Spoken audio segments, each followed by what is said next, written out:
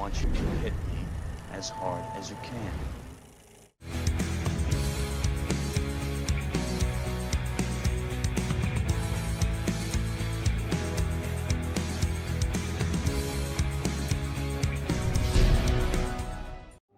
These forces that often remake time and space, that can shape and alter who we imagine ourselves to be, begin long before we are born and continue after we perish. In this week's installment of The Best Movie You Never Saw, we take a look at a fairly recent film in 2012's epic, genre-bending Cloud Atlas. Directed by the Wachowskis and Tom Tykwer, Cloud Atlas is a film that deeply divided audiences when it premiered on the big screen and underwhelmed at the box office, grossing $130.5 million globally against a budget that was estimated to be close to $150 million. How is this possible? The ruddy money was pouring in! While Cloud Atlas did garner multiple awards for art direction and makeup, it also courted controversy for having actors playing against race and gender. I am Nurse Noakes. You do not wish to cross me. It's a movie that, when I initially reviewed it, I loved and look forward to re-reviewing upon a second watch. Almost a decade on, though, Cloud Atlas remains one of the most unique films ever made, and still is something for everyone in terms of genre, tone, and performance. While not nearly as recognized as other films from the director's resumes, Cloud Atlas is potentially the best film of all of their careers. Based on the 2004 novel by David Mitchell, Cloud Atlas was deemed impossible to adapt by the author himself. Mitchell said, "My only thought was, what a shame this could never be a film. It has a Russian doll structure. God knows how the book gets away with it, but it does. And you can't ask a viewer of a film to begin a film 6 times, the 6th time being an hour and a half in. They'd all walk out." The book was optioned by the Wachowskis in 2009, who were working on the script with director Tom Tykwer. At the time, Tykwer was best known as the writer-director of German indie films Run Lola Run and The Princess and the Warrior, starring Franca Potente, plus 2002's Heaven, starring Giovanni Ribisi and Cate Blanchett, 2006's Perfume, The Story of a Murderer, starring Ben Whishaw, which was a huge hit worldwide, and The International, which was a rare action flick from him, starring Clive Owen, which is not a great movie, but has an amazing gunfight in the Guggenheim about halfway through that is worth watching for that alone.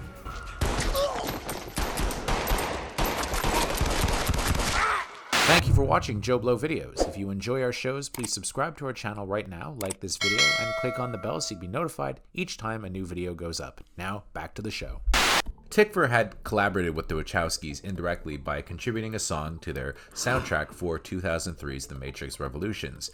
Tykwer has since worked with the Wachowskis directly on their Netflix series Sense8, as well as on the score for the upcoming The Matrix Resurrections.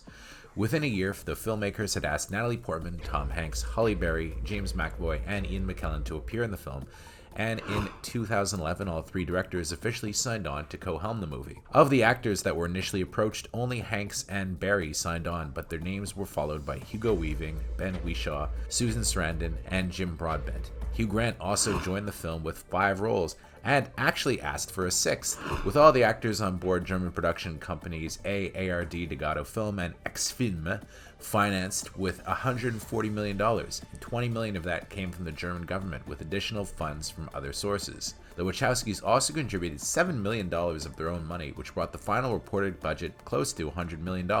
The back and forth financially was a challenge from the beginning, with Warner Brothers threatening to pull the plug.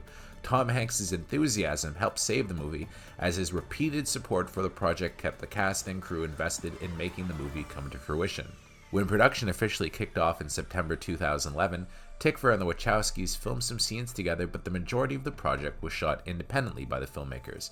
Tykwer was primarily responsible for the segments set in the 1930s, 1970s, and 2012. The Wachowskis were in charge of the 19th century sequences, as well as the future and post-apocalyptic parts of the tale. Cloud Atlas was originally planned to be shot in chronological order, allowing for the filmmakers to work more closely together, but 2 days after filming began, Halle Berry broke her foot, which impacted the shooting schedule. to accommodate her more physically demanding scenes. All three directors worked together entirely through pre-production and post-production to cohesively deliver the finished film, which clocked in at a pretty lengthy 172 minutes, which was 22 minutes longer than Warner Brothers' initial 150-minute maximum runtime. Despite the budgetary concerns when the film was starting production, Warner Brothers still felt confident that the film would be a success financially. The studio launched their marketing with a 6-minute extended trailer for the film, followed by a shorter trailer in September of 2012. The film received a 10-minute standing ovation during its premiere at the 2012 Toronto International Film Festival. When the film finally screened for critics, the results were divided. It holds a 66% rating on Rotten Tomatoes, but Cloud Atlas was lauded by Roger Ebert, who gave it 4 out of 4 stars, while Slant Magazine, The Guardian, and The Village Voice all proclaimed it as a failure. Both Time Magazine and The Village Voice put the movie on their list for the worst film of 2012. Fans were equally divided, with the CinemaScore holding a C+ when it was released. The cast and crew have all been very supportive of the film in the years since it made its debut, especially Tom Hanks, who said Cloud Atlas altered his consciousness and remains the only film of his that he has watched more than twice. Halle Berry has stated that she loved playing all of her characters, and portraying other ethnicities and genders was poignant and something she never ever thought she'd be able to do on any other project. Jim Broadbent was also highly supportive of the film, but lamented that a bigger budget film that was really an independent movie at heart is a risky proposition these days, and it faced substantial marketing challenges and didn't get the support it fully deserved. Hugh Grant also praised the film and the Wachowskis as special filmmakers who truly love cinema. Author David Mitchell was pleased and called Cloud Atlas magnificent, and was supportive of the changes made by Tykwer and the Wachowskis in the screenplay. He told the Wall Street Journal that adaptation is a form of translation, and all acts of translation have to deal with untranslatable spots. If you're the one with knowledge of the Into language, do what works. When asked whether I mind the changes made during the adaptation of Cloud Atlas, my response is similar. The filmmakers speak fluent film language, and they've done what works. So what is it about Cloud Atlas that makes it so loved by some and dismissed by others? Set over 6 time periods that take place across 5 different centuries, Cloud Atlas is at its heart a film about love and the eternity of the human soul. Clocking in at just under 3 hours, it has a very complex structure that shifts from the Pacific Ocean in 1849 to late 20th century to futuristic Seoul, South Korea, and a far future after the fall of society. It employs all sorts of plot devices that we've seen countless times before, like voiceover narration to imaginary characters, while crossing genres like pulpy noir, broad comedy, romance, action, mystery, and sweeping period drama. If told in distinct chapters focused on individual timelines, Cloud Atlas would feel trite and somewhat over the top. Where the movie really comes together is in the elaborately edited narrative that shifts between seemingly unrelated stories. It becomes apparent slowly that elements from one story directly impact others, like the journal written by Adam Ewing, played by Jim Sturgis, from the 1849 segment being read by Robert Frobisher, played by Ben Whishaw, in 1936. I call it the Cloud Atlas Sextet. Frobisher then writes the titular Cloud Atlas Sextet, which is listened to in future segments. This is the Cloud Atlas Sextet? The symphony. I know it. The main cast are all exemplary, with Sturgis, Berry, Whishaw, Broadbent, Hanks, and Duna Bay taking center stage in each of the 6 storylines. But the fact that most of them play roles in each story lends an additional layer to this tale.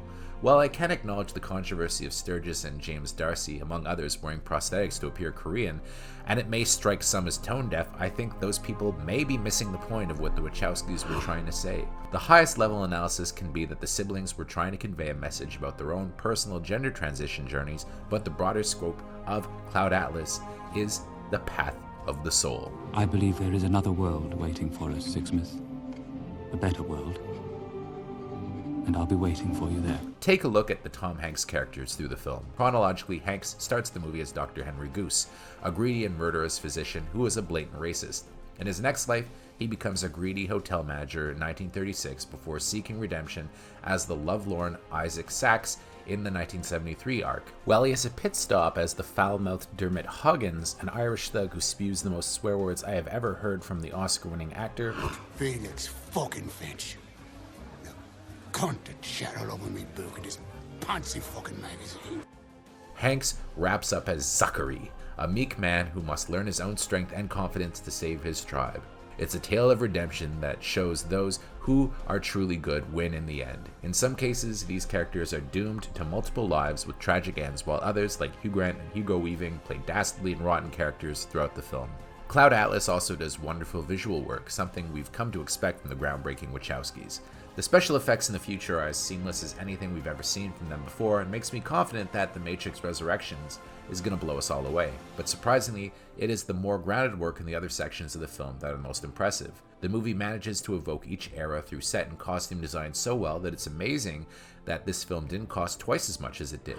The trio of Tom Tykwer, along with Johnny Klimek and Reinhold Hell, should have won every trophy for this musical masterpiece. While nominated for a Golden Globe and at the International Film Music Critics Association, it did not win, nor was it recognized by the Academy Awards. A truly wonderful work, the Cloud Atlas Sextet alone is an instantly sweeping track that transcends being just a movie score. I can admit that there are places where the makeup effects are not quite as convincing as they could have been. This is most noticeable in the gender flip roles played by Ben Whishaw and Hugo Weaving, but I believe this was intentional to allow us to recognize the characters underneath the makeup so that we could more easily connect their stories over the decades and centuries. It still works thanks to the deeply engrossing screenplay that makes each of these plots and ensembles feel richly rewarding. You invest deeply in how each story will turn out, and every subsequent viewing of Cloud Atlas reveals more and more connections that will weave this tapestry even more closely together. This is a film worth any number of revisits, and if you haven't watched it yet, you're truly in store for one of the best movies you have never seen. I believe death is only a door. When it closes, another opens.